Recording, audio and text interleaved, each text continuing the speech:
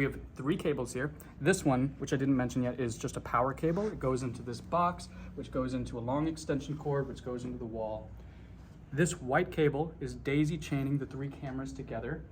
This one, you can see it says in, and it's connected here to the out, and this has an in that's connected to this out, and then this has an in that's connected into the control room. So this is like out, in, connecting them all together. This last one You remember that? You got that? Yeah. Okay. Because you're smarter than I do. If you remember that already. You guys could take pictures too, whatever Yeah. helps you. This is an SDI cable. This runs all the way itself into the control room as well, and all of them have SDI cables. So if you're going to move sets, you just have to reorient these cameras around to face the other set. And we can do that today because I believe the next thing you're shooting is, it really depends where it's connected in the booth. Right now, this is 1, 2, 3. Okay. But they can move around. As long as they're daisy chained together correctly, you'll be able to see in the booth What how they it is are. to- Like a camera 3. And this is the setup for the desk Yep, and this is the chairs. desk setup. It's back here. So it's really simple. All you have to do is come back here and turn on these 2 strips. So turning those 2 on will turn on this whole system.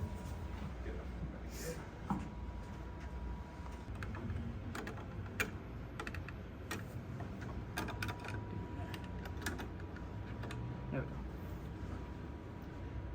Everything has turned on. I didn't touch anything else. All I did was turn on the power strips and wait.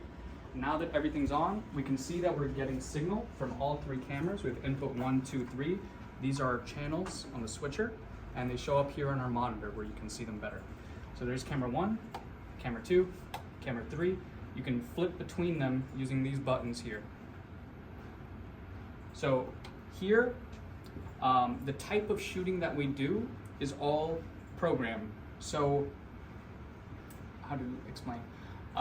For some shoots, in other places, like how we do in Montgomery, you might have 3 different cameras, and each camera will have an SD card, and every single angle is being recorded on an SD card, and then you'd have to go in and edit and splice those all together. Here, what's being recorded is just what's on program. So if you switch to camera 2, you're getting camera 2 in your final footage. You're not getting camera 1, you're not getting camera 3. Yeah. So if you make a mistake switching, it's more difficult to fix. Yeah. Right. So you have to be very careful, but also at the same time, it's pretty simple. You just follow the flow of the conversation. Whoever's speaking, cut to them. If they're both speaking at the same time, cut to a 2-shot, Yeah. and you kind of get the feel for it. Yeah. Okay. Especially with the kind of shows that we do, they're pretty simple. And Yeah, they're usually pretty You usually simple. know when someone's going to start talking, Mhm. they'll say, hey, ask a Yeah. question, go to that person. If they're both speaking at the same time, then you know to. Exactly. Bob is just watching the show. Yeah, following the that is kinda conversation, cool. And you're being the director in this sense. That's what this position would be. that part, This is our RoboCam controller. This is what manages the cameras. So we have 3 cameras. They're connected to these 3 buttons, just like these 3 buttons. So this is camera 1, this is camera 2, this is camera 3. Notice this isn't changing anything on the screen because that's not what this does. This is just saying, right now I'm controlling camera 1. Now I'm controlling camera 2. Now I'm controlling camera 3. So let's go to camera 2. This switcher puts us on camera 2. We're on camera 2 here. This joystick moves the RoboCam, and you can line up the shot from within this room. This is really great because typically if you had 3 stand-up cameras like how we have in Montgomery, you need a crew at those yeah, cameras. that's why it used to be that way here. I'm glad you guys switched that. That's great. Yeah, wow. yeah, no, it makes it a lot easier. So Yeah. over in Montgomery, we had our interns helping us with the cameras, and we'd be on headsets, and we would say like, camera 2, can you pan up? Camera 3, can you do this? With this, you can do that all from within here. That's the way I used to do it when I was in school. It was like, hey, camera 2. And so now I'm just going to each camera. Now I'm on 3. I'm just gonna line this up loosely to around where it would be. Did that take someone's job? Not here, but did that take someone's job in No. real life?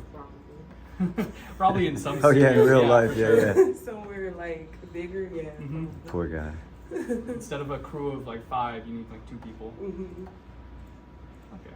So we do cross shooting here. So what that means is this camera is going this way while this camera is going this way. They're shooting like this. And then the camera in the middle, this guy is getting everything. Okay. So this is your wide shot, your two shot, whatever you want to call it. And these two are typically close-ups of whoever's there. So this one would be on the host, and then that one would be on the guest. Yeah. Your preview of 3, and you can still move over. Even when you're not looking at that shot, you can still control that camera.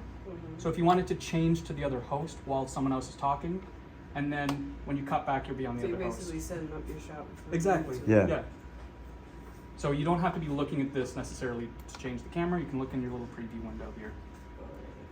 Does that usually get easier with time as you do it? Oh yeah. Okay. Oh, yeah. So It's a skill that you develop, and you get more fluid with changes and stuff on the fly.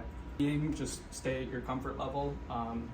You know, if it's more comfortable to just have it on both of them so that you can't mess up. Both of them are always on screen. That's fine. You know, if you want to For go me, fancy with it it. would be easier to already have my one person set, the other person set on the cameras, and then have my set shot for both of them, and then that's how I do it for. Sure. And then Right now, you won't have to deal with most of these settings. The main ones that you might want to touch are brightness here, this knob. Be very careful with brightening via this device. You never want to add too much brightness, because what that's doing is the camera is adding artificial light to the picture. This creates more noise, it makes a grainier picture. So you typically want to light a scene using real lights or natural lights. Lighting the scene via this gets dangerous and tricky, because then you're going to add a lot of gain and a lot of overexposure and noise to parts of the shot. But what's the default on that? Where it's just defaulted? It's already default. You just kind of feel it out with this one. All right. You'll be able to tell by the picture. Additionally, if you hit mode, so right now you can see brightness is lit up. If we hit mode, this changes to R&B, which is your reds and blues.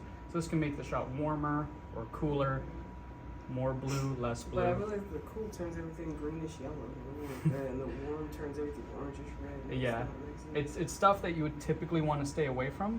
What we would really do, let's see, I haven't used this in a while. Auto menu. Devin, do you remember, where's the white balance button? Over to click that. Yeah. Go full auto.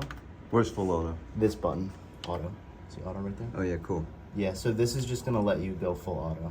So when it's on, it's full auto. Yeah. For white balance, I believe do we have I a swear there was a one push auto white balance. Auto white That's balance, it. yeah. So you got to be on manual if you want to do that, and then Push the one, push auto white yeah, balance. but you have to have a white card out there to Gotcha, establish your white yeah. balance. For everything, I think don't go into those crazy settings. It's good to Yeah. know that they're there. Stay Yeah. on that guy. Right. This guy is everything that we used to shoot on. Yeah, I used to do that when I. Takes up the whole screen, and then hit your one push auto white balance. One push white balance. Let it load. You see how the color just changed? Just changed slightly. So now we zoom out, and now it's white balanced off of that card. So white balance is just the combination of colors in the picture, and you want to do that for every shot so that they match. Right now it's matching pretty well because these are also auto white balance. But if this shot was like, oh, this, and your other shots look like this, you want to picture match all of the cameras, or else your show is going to look very silly. Yeah. So we just come in here, boom, auto white balance. You can always tell when someone didn't do that, and you're like, Yeah. why is that shot Yeah. so different? These cards are how we record footage. They go into either of these slots, it doesn't matter. And how much does that card hold? And so with that in, you're gonna wanna, I hit this earlier when I turned on the TV, but when you hit input, it just updates everything to this. So just hit input once when you come in, and then by hitting record, it starts recording, and you can see this line going around it. And you can also see the time going up there. And we hit stop, and stop, and it's all saved on the card. At the end, I'll show you media transfer to get it online. So we'll start turning this on now. It's a slow computer. We'll get to it later, but let's turn it on now. I guess the last thing would be sound. So we've got a soundboard on our controller here as well. These are our faders. For the most part, you're going to keep the faders at the unity line. That's this line in the big line in between the many small lines. You're going to keep it around there.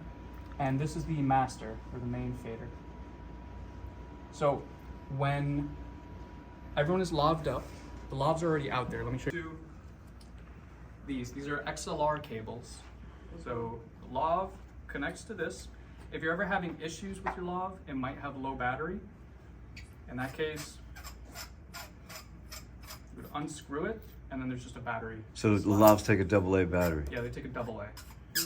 If you ever find that you're having trouble with your audio that you can't fix, it might just be the microphone. There's lots of different tests you can do. Are those batteries in there rechargeable ones? Or regular I think ones? they were. We have a little I think 2 other mics in that room that we could swap out. This connects to your lavalier. This would be clipped onto your guest.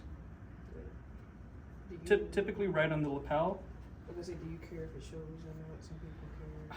I would ask the person, best practice would be for it to not show. You would run it up through their clothes, and you would offer to help them with it. You would say, do you need help with your lav? Do you want me to lav you? It would be polite to say, like, can you run this up through your clothes for me? So if I'm gonna be talking over there, the lav has to face that direction. So and usually you're gonna have to help people out because they can't do it themselves. Right here should be fine. You could also clip it on the shirt. You always wanna go on the lapel. He has a lapel, probably go around the collar there. Green? Yeah. See any green here? That means that it's getting a signal peak. If you see the green, you're good. If you don't see anything, you're bad. That means nothing's coming into the board. So green means good. He's changing out the batteries. These lavs take batteries. 1 is getting a signal, which means 1 is getting audio. Mark, can you go over there and start speaking? So that's a pretty high gain. Is that where it normally should be? A 75% is normal for this board. Okay. Mark, go for it. Give me a 10 count. Okay, and if you listen in here, you'll be able to hear him. He's in there. This is your meter. This is gonna lie to you. You wanna look right here at this. See the meters right there? See that? So that's the meter you want to monitor more on. Yeah, you want that to be touching the yellow, kissing the yellow. Red is bad. Yeah, because it's clipping. Right, good. Mark, can you switch over to the other mic? A little bit. Memorize this setting. This is for what Gabby and Daisy use about this. If you need to adjust anything, adjust this first. Don't adjust this. This is going to dramatically change things. This is what we use as a parameter to get. Well, for our first recording, will one of you be here? I think so. All right, Mark, nothing coming through that one. So there's an issue with this. With that mic, We're getting yeah. nothing, which means that it's probably the battery's dead. Right on. Can you change the battery in that one? Do we have another one? So this is good. This line's good. If the battery is changed and it's not working, you can check this. It's probably not the wire. What it's probably going to be is that lavalier is not working. So you're going to take the whole lavalier out. Right. You're going to leave this wire in. You going, Mark? All right, see that signal? So what do you do? Put the battery in, that's all? Yep, Okay. that's all he did for So that. for right that now, fix. that was just the battery. That was just the And where's battery. the other mics? So there's only 2 mics for this. You transfer at the end of the shoot, and then we'll rearrange these cameras and see how that goes. Put it in here. Turn it on. There's a little button in the back. Here's this little button. Click. Blue light comes on. Now this is connected to the computer.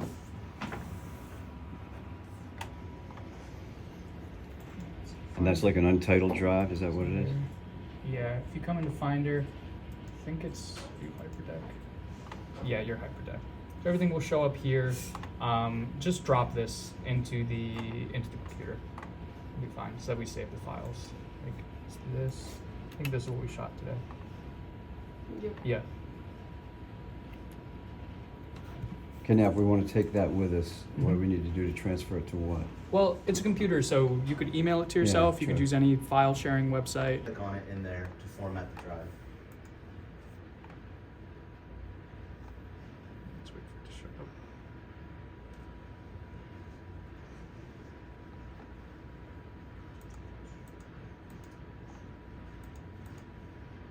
Hey, George, I had a quick question for you, if you're not busy. Quick checked. Tab. You can just delete everything that's on there from the file. Yeah, so that's coming straight from the drive, those Yeah, files. back from the nonprofit spotlight we did with Peter. There she is. And that was a 30-minute episode. I assume this was about 30 minutes. It can hold a lot of. So what I'm gonna do shows. is John's buy local on there from the last audio's one? coming Yeah. out of So So with these cameras, if you want to focus on your speaker, whoever's there, you want to zoom all the way in. See how it's all blurry? We're gonna click the auto manual button. This is for focus. or no, one below, one push. Oh, one push. Oh, my bad. Boom. Oh. And see it auto focuses completely. And then we pull out. There's an autofocus Yeah, button. one push autofocus. Zoom all the way in, click it, wait for it to focus, zoom all the way out. You're good. Zoom all the way in, click the one push button, focus, and then zoom out. The volume control for this is this knob, guys. So if I turn that up, Check, mic check. Right on. Check. Got it. So the hardest part, About it, they just need to click it typically at the start. SDI XLR, remember that. If it changes, if you're not getting anything in there, there's a chance that the input is wrong. And you're gonna make sure it's SDI XLR. where's the input switch? So this button changes this setting here. So right now it's SDI XLR. If I keep clicking it, it's going to change it to the different settings. And you want it on SD? SDI plus XLR. SDI XLR, okay.